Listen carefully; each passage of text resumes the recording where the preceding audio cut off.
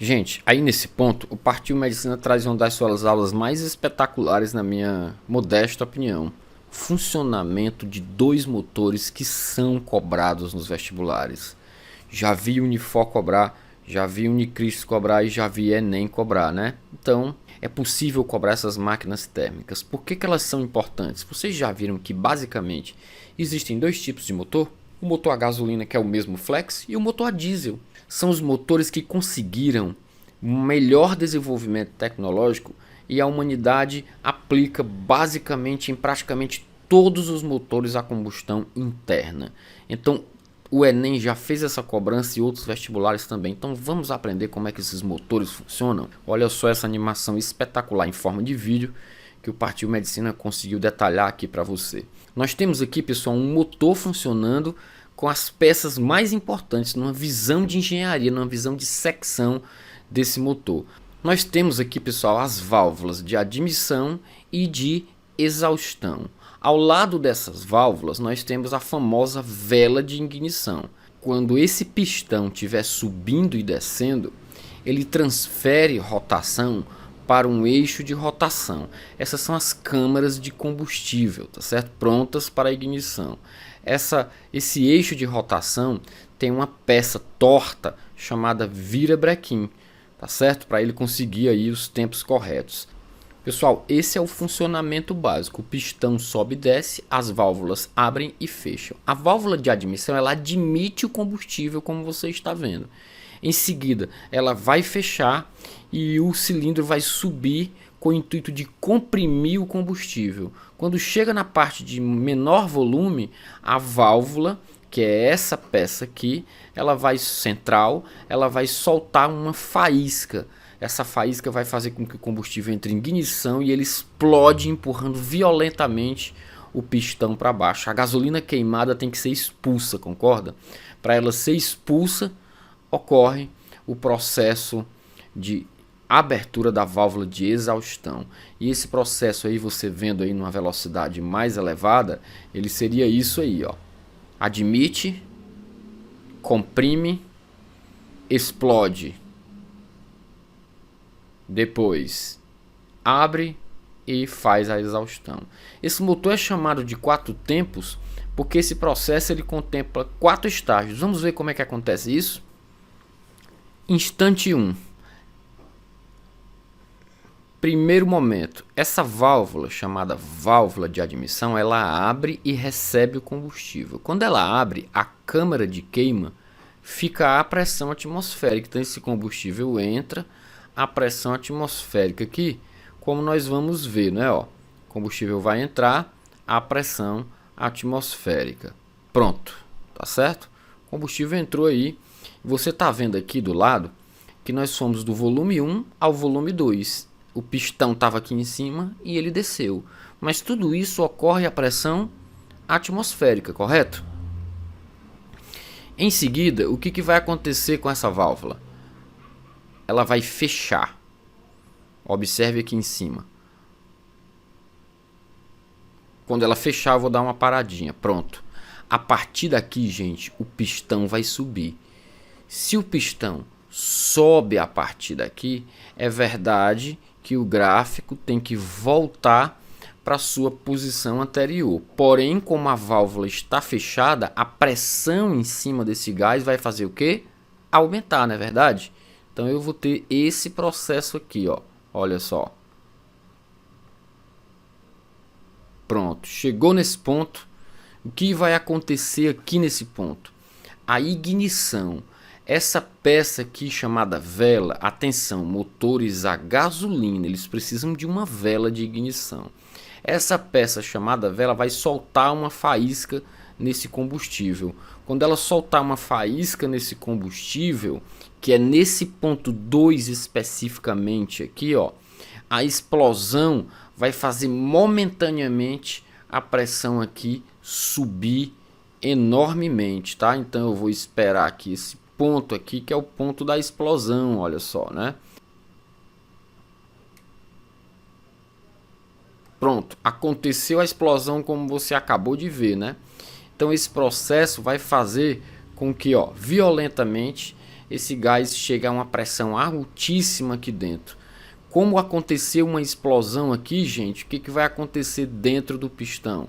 Ele vai descer violentamente até o ponto 4. Ora, mas bem aqui eu tenho a gasolina já queimada. Vamos acompanhar comigo aqui no gráfico. Gasolina admitida, gasolina pressurizada, ponto de ignição, explosão da gasolina, expansão com a gasolina queimada, né? Na verdade, ela está queimando ainda durante todo esse processo, tá? Até voltar para o volume V2, onde praticamente ela já voltou aqui para esse volume, tá certo? Como ela já voltou para esse volume, a partir desse ponto eu tenho que expulsar essa gasolina. Essa válvula aqui, ó, essa aqui, ela tá aqui agora para abrir, para expulsar a gasolina queimada. Então, esse duto vai terminar no cano de escapamento do carro, né, por onde saem os gases já queimados. Então, essa vai ser a ideia, olha só. Né, feito esse processo aqui, agora a gasolina aí, ó, já vai começar a ser expulsa. Então, ó, volta para o ponto de partida e todo o nosso processo se inicia novamente. Então, gente, o que é que o Enem já cobrou aqui? Esse ponto de ignição, né, que é o 2. A gasolina é admitida, ela é comprimida com o fechamento da válvula, ó, fechamento da válvula de admissão, ponto 1. Ponto de ignição da gasolina, onde a vela solta a faísca, explosão da gasolina, aí todo esse processo aqui, o pistão descendo já com a gasolina em explosão, já esse é o processo que o combustível vai aí lentamente queimando, transformando aí o combustível, né? Chegou aqui, o combustível já está na sua condição praticamente já inutilizada. Então a gasolina vem queimada aqui e bem aqui a válvula de exaustão abre para jogar o combustível fora. O ponto 1 é o ponto de fechamento da válvula de admissão e abertura da válvula de exaustão. Aqui a válvula de admissão abre, combustível entra, revisando, combustível comprimido, faísca, combustível explode, combustível começa a queimar, combustível queimado, volta para cá e é expulso. É assim que funciona o motor a gasolina. Atenção, memorizem, 2 isocóricas e 2 adiabáticas. As adiabáticas são as curvas e as isocóricas as em pés. Nós só queremos saber da parte cíclica. Essa parte aqui que tem embaixo é só para admitir e expulsar o combustível queimado, tá? Não esqueçam que o ponto 2 é o ponto de ignição. Qual é o outro motor famoso da história? É o motor a diesel. Vamos ver como é que ele se comporta? Pessoal, o motor a diesel ele é feito de 2 adiabáticas alternados por uma isocórica e uma isobárica. O ciclo anterior também é conhecido como ciclo Otto, tá? Ele tem esse apelido. No final eu te dou uma dica legal para tu decorar esses formatos baseados nesses nomes, tá? E aqui eu tenho o ciclo diesel. E qual a diferença do motor a diesel para o motor a gasolina? O motor a diesel ele é mais robusto e ele não tem vela de ignição, pessoal. Ele não tem aquela pecinha do centro da gasolina que solta a faísca, sabia? A própria compressão do diesel é tão violenta que o combustível ele entra em ignição ao ser comprimido violentamente. Devido à violência dessas compressões, as peças desse motor precisam ser mais robustas. Por isso que é um motor mais barulhento, né?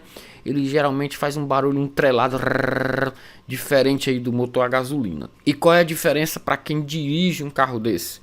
Percebe-se que os carros a diesel eles têm mais torque. Os motores não giram em altos níveis, geralmente, nesses veículos que saem de linha, de fábrica, para consumo de consumidor comum. Mas ele tem muito torque, é um veículo que tem muita força, pode carregar peso. O motor não gira tão rápido. Quando você aperta no acelerador, o carro a gasolina responde mais rápido. E o carro a diesel ele tem um lesozinho, ele demora um pouco por causa da inércia das peças de responder. Mas em compensação para tarefas de carregar peso, rebocar, andar num 4x4, andar em atoleiros, ele é um carro mais eficiente nesse quesito. Olha só o que acontece no motor a diesel. Tá aqui o funcionamento dele. É basicamente o mesmo, né?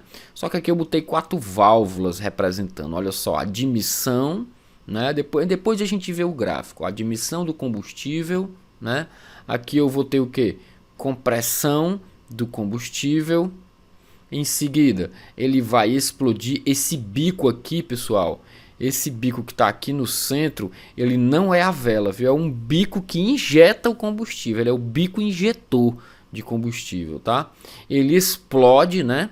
Aí ele vai descer aqui violentamente e depois o mesmo processo do motor a gasolina. Depois que ele tiver queimado o combustível, ele vai abrir essa válvula aqui, ó, a válvula de exaustão, e vai jogar o combustível fora. Sendo que o diesel, pessoal, o subproduto dele é meio preto, né? A fumaça é meio preta, né? Isso faz parte do combustível a diesel aí, o subproduto é muito visível, né? Então olha só, vai abrir ali a válvula, ó, e o diesel queimado vai ser expulso, né? Cada câmera, como você pode ver aqui do lado no outro, ela faz isso num tempo diferente, tá? Para que o motor funcione aí em perfeita harmonia. Olha a comparação do motor a diesel com o motor a gasolina, né? É a vela basicamente ali que é diferente. Percebe essa peça do meio? A da gasolina solta uma faísca, a do diesel não precisa disso. E o que quer dizer que carros a diesel não tem vela? Não tem. Só tem o bico injetor, tá? O carro a gasolina também tem um bico injetor, ó. Só que o bico injetor dele é aqui, ó, tá vendo? A câmara de combustível dele é aqui, o do diesel é aqui. E o do diesel não tem essa peça, que é a vela de ignição. Agora vamos para o que realmente mais interessa. Vamos ver o gráfico funcionando, né?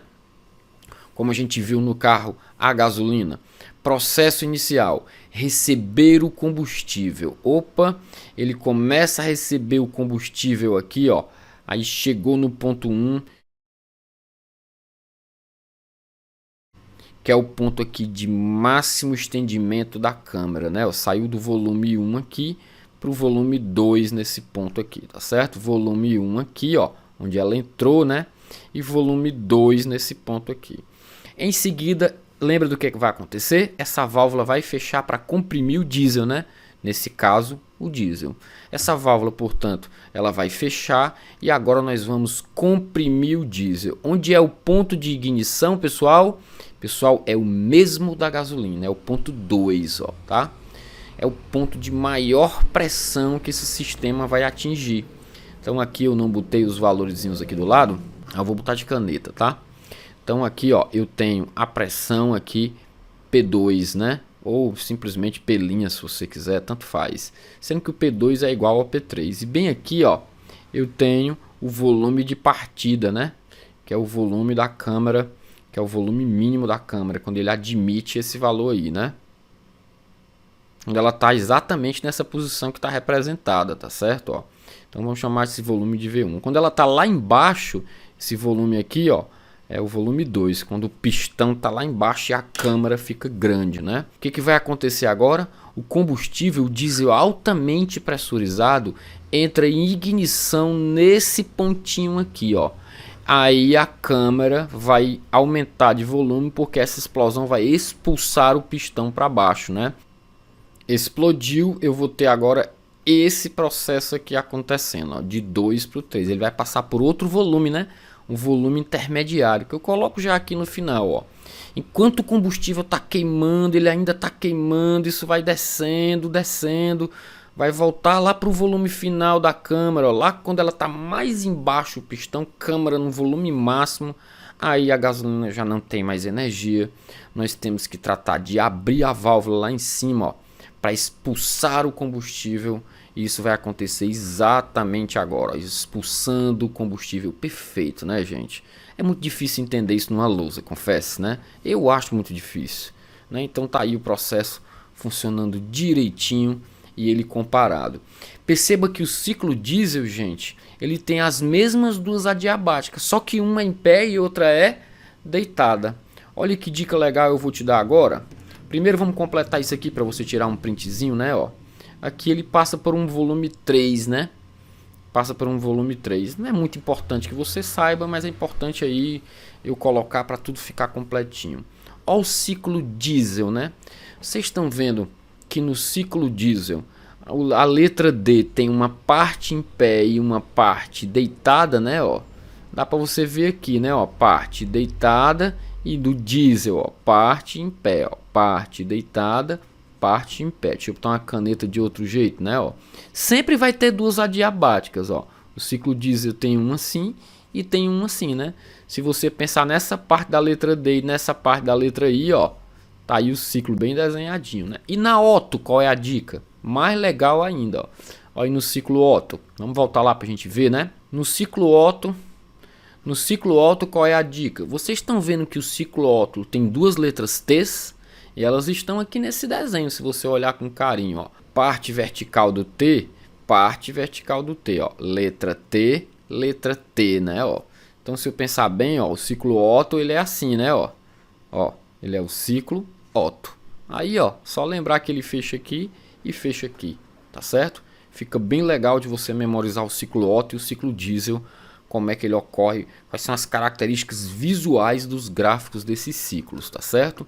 Não esquece do ponto de ignição que já foi cobrado e pode voltar a ser cobrado. A grande questão, pessoal, é um gênio chamado Nicolas Sadi Carnot que fez a seguinte pergunta: e se eu tiver que construir o motor mais perfeito de todos os tempos, sabendo que ele não vai render por cento, como é que eu faço para fazer a conta de quão máximo ele pode render?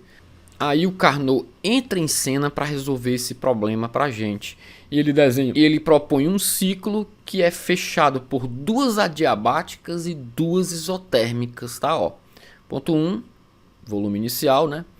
Temperatura A. Ponto 2 aí, volume final, temperatura 2. Nós temos uma expansão isotérmica, nós vamos ter uma expansão adiabática e depois o motor volta, né, para uma compressão isotérmica e uma compressão adiabática. As isotérmicas são as mais deitadinhas, as adiabáticas são as mais em pés, tá certo? Por que esse ciclo, pessoal, ele se aproxima da perfeição, né? Ele se aproxima da perfeição por um motivo bem simples de entender. Olha só, ele na verdade ele é a perfeição, só que essa perfeição não é 100%, tá? Porque isso não é possível na nossa ciência. Olha só, esse ciclo ele não troca calor com o ambiente, nem na etapa 1,4, que é a diabática, lembra? E nem na etapa 2,3, que também é adiabática. E aqui ele permanece a temperatura constante e aqui ele permanece a temperatura constante. Jovem, vamos lembrar da primeira lei? Quem não troca de temperatura não fornece energia ao gás. Vocês estão percebendo o que é o ciclo de Carnot? As adiabáticas não fornecem energia ao ambiente, tá certo? E as isotérmicas não fornecem energia ao gás. Aí eu te pergunto, isso é possível? Claro que não, mas seria o mais ideal se fosse possível existir. Então por que a gente aborda? Porque é o ciclo modelo. A partir dele, quanto mais um ciclo de um carro, de um motor a combustão ou um refrigerador se aproximar disso aí, mais perfeito ele é. Mesmo assim, nem esse que você está vendo rende 100%. Então um motor ou um refrigerador real, ele é apenas uma parte de uma parte, entende? Ele é um percentual de um percentual. E o que o Carnot fez para sacar isso? Ele fez umas contas que estão acima do nível médio, vou apagar aqui, tá? Os pormenores que estão, aí você faz suas anotações aí, tá, gente? Volta o vídeo e faz as anotações, né? Porque eu tenho aqui meu timezinho de gravar. O Carnot percebeu que ele fez umas contas que a gente faz em turma ITA, mas em turma regular não vale a pena. E nessas contas dá para trocar as temperaturas, e nessas contas dá para trocar os calores pelas temperaturas. Olha que negócio legal, né? O que é mais fácil medir? Calor ou temperatura? Temperatura, né? Botou um termômetro, você mede a temperatura. Só que tem que ser em Kelvin, tá? Quando você faz essa troca, você faz o cálculo do rendimento de Carnot dessa máquina. Moral da história: eu só preciso conhecer a temperatura da fonte quente, que aqui é quem? O TA. E a temperatura da fonte fria, o TB. Aí eu descubro quanto essa máquina renderia em situação de maximização, o máximo possível, um ciclo teórico que rende o máximo valor possível operando entre duas temperaturas. Hilder, isso também vai valer para o refrigerador? Vai sim, gente. Só que no refrigerador, a equação do rendimento real era essa aqui, concorda? Né? Com os calores, você pega, tira e bota temperaturas, tá? Tá resolvido o seu problema. Então tá aqui o refrigerador de Carnot, tá? Importante que você saiba que isso aqui é um refrigerador real. e esse aqui é o ideal, ou simplesmente de máximo rendimento ou refrigerador de Carnot. O mesmo, pessoal, vai valer para os motores, tá? Você tira os valores de calor e substitui pelos valores de temperatura. Vamos dar uma olhada? Olha aqui, lembra? Esse aqui é o rendimento real de um motor. O que é que você vai fazer? Troca esse cidadão e esse aqui por temperaturas. O rendimento de Carnot, ou o máximo rendimento teórico possível de um motor, é 1. Aí aqui, T da fria sobre T da quente. Importante que você saiba que o rendimento real de uma máquina é apenas igual a 1 percentual do rendimento de Carnot. E o rendimento de Carnot nunca pode ser 100%. O rendimento do próprio Carnot é sempre inferior a 100%, tá certo? Então, ou seja, isso aqui é um percentual de 1 percentual no final das contas. E assim, gente, nós encerramos o nosso curso de termodinâmica.